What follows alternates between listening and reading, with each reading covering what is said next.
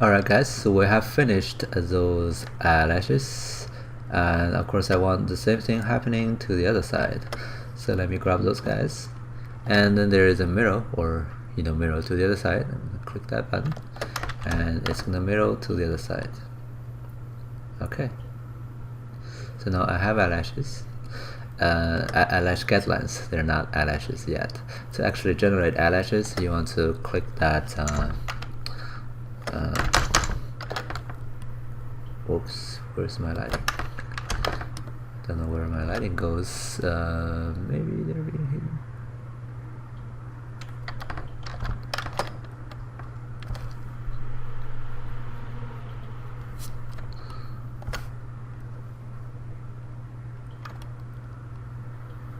I'm not sure what's going on with the lighting, but it should be okay. Let me just move on and do the setup of the go back to the editor here, this action editor, this guy, right? I need to refresh this to create or generate eyelashes. Now if you look at what I'm having here, let me drag the outline to this side and dock it. Grab my hair collections and maybe my geometry. So if you go refresh it, I'm only seeing one eyelash strands, right? That's kind of weird. So the reason for that is because my density is really low, and if you go to the action editor and look at the density here, you can crank that up to see more and more eyelashes. Okay, you can actually turn off the visibility of the guideline now by clicking that button. So now what you're seeing is the actual eyelash being generated.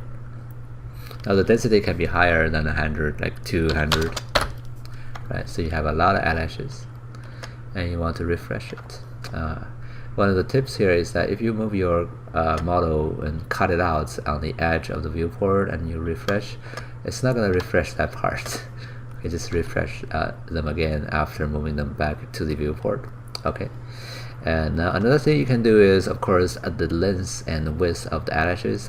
Those are the two settings here. I'm going to change the width to 0.01, so that it's much thinner, like 10 times thinner. Okay.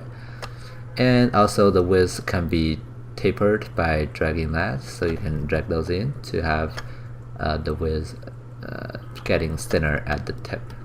Okay. And let me refresh this guy again.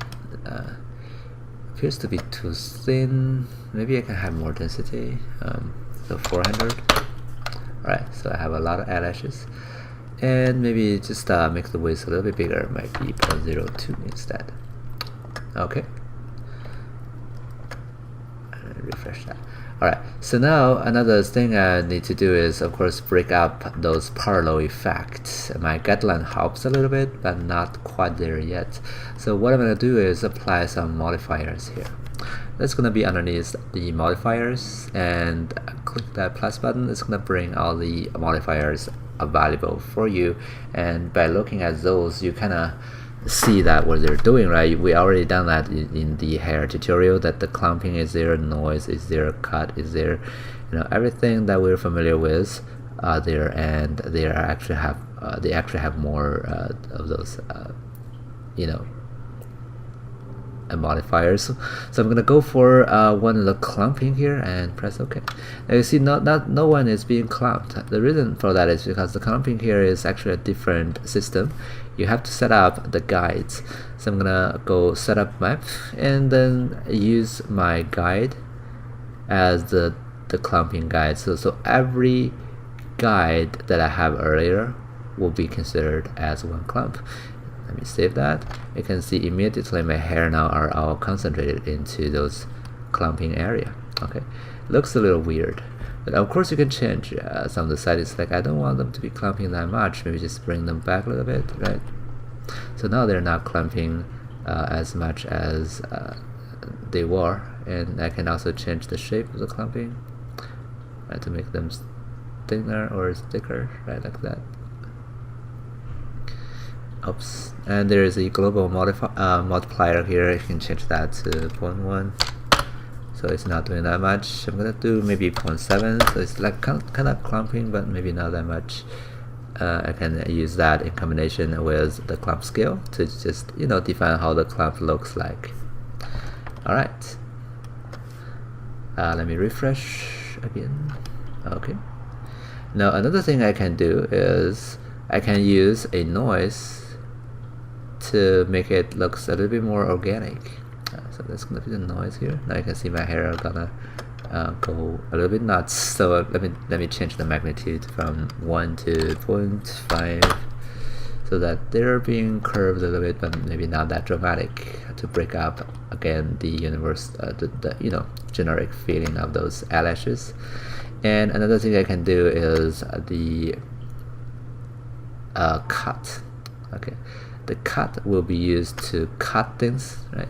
And you can see now it has a random value here. It's actually the first time we saw this kind of thing. It's called a expression.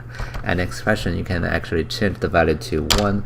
What that does is it's gonna cut the things randomly from 0 to 1. Okay, and maybe 1 is too much. I'm gonna do maybe 0.7, so it's not cutting that much.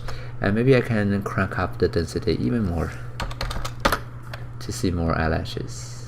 Now the eyelashes feels more organic, and you can see the power of XGen is always those procedural modifiers that you can layer them out to create more organic results. Okay, now one last thing before we move on.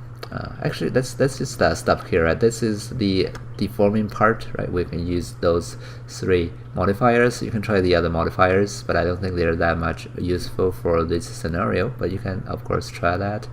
And in the next tutorial, I'm gonna show you the region map to control where I do want to have hair. Sorry, the density map. Okay, so we're gonna do that next.